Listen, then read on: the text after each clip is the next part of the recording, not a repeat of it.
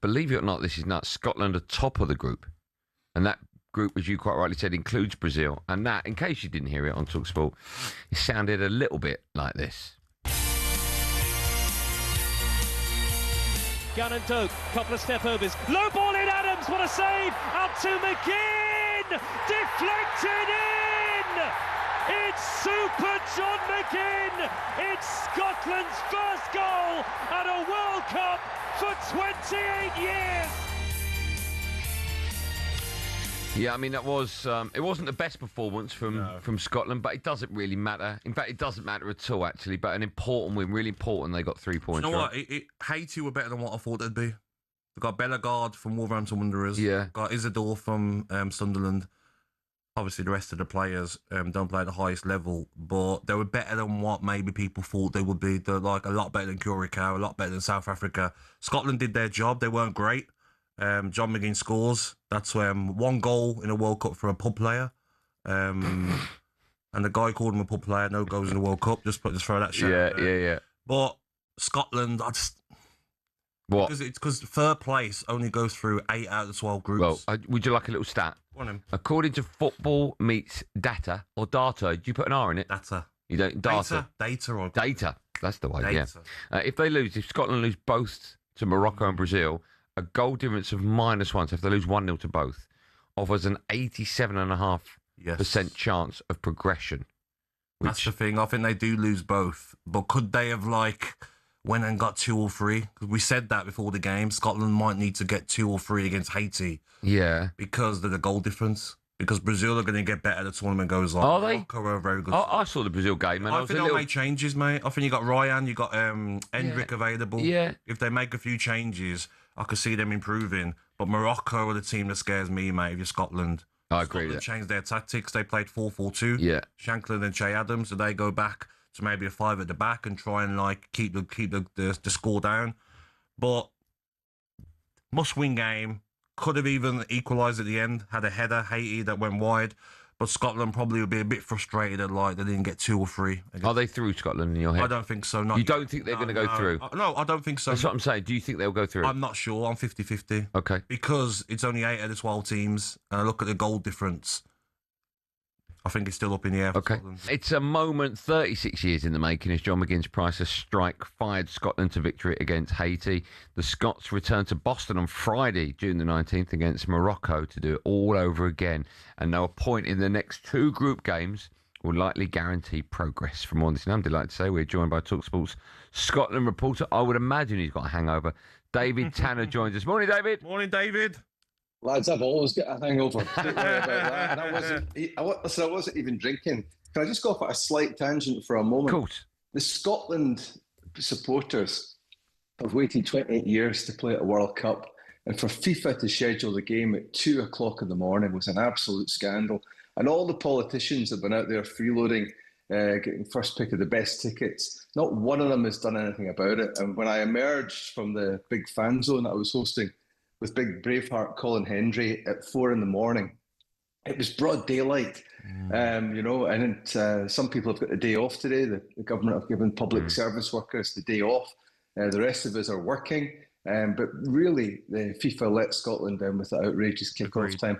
Haiti are the same timeline as Boston, so it was okay for them. But it was a real slap in the face for the Scots. And can I just correct you on one thing, Andy, you said there in the build-up? It's Group C leaders, Scotland. Thank you very much. Yeah, it is at the moment, but will it be when all your group games have been played? How do you see you getting on? Well, listen, the Haitians were the easiest or the lowest ranked team. There's no doubt about that. People are saying it wasn't the best Scotland performance. I don't know if people have been watching Scotland under Steve Clarke. We won our group. We're there on merit as they won the qualification group above Denmark and Greece. But let's be honest, they were outplayed by Denmark and Greece, but they still have a way of getting results. When England won the World Cup, there wasn't an asterisk on the trophy, which said that Portugal were the best team in the tournament. It was the fact that England won it. So Scotland won the game. That's what matters. And the nerves that the players must have felt, the anxiety, the anticipation.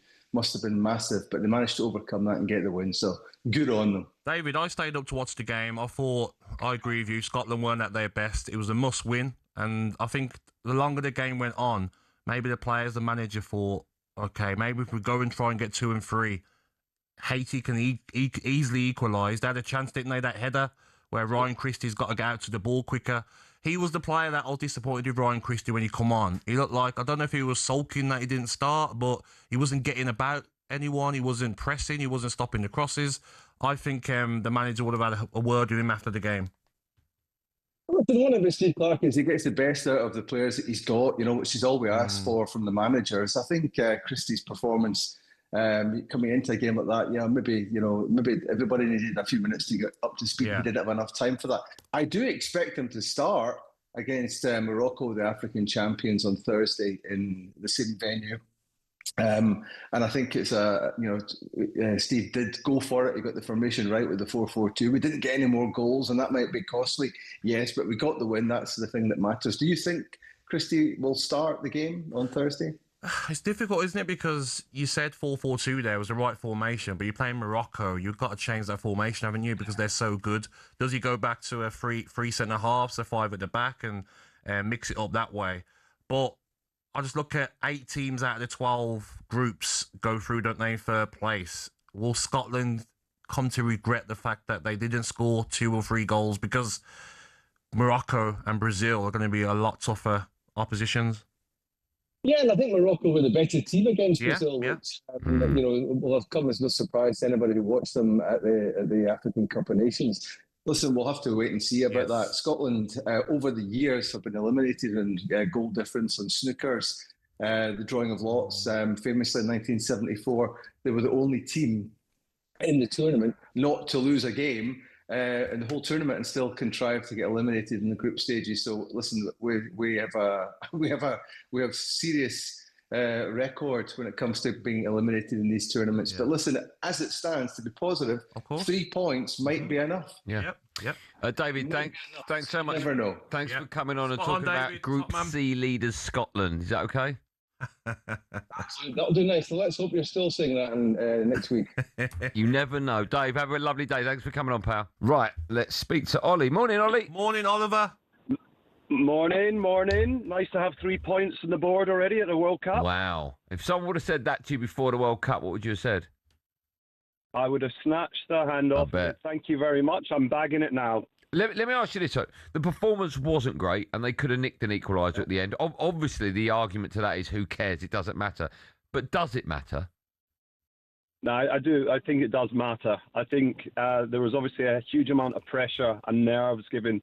We haven't been to the World Cup since '98, and I think just getting the points and grinding out the result was most important. I think hopefully the pressure will be off on Friday night against Morocco. I mean, Morocco are a very good team, and actually we tend to play better against better teams.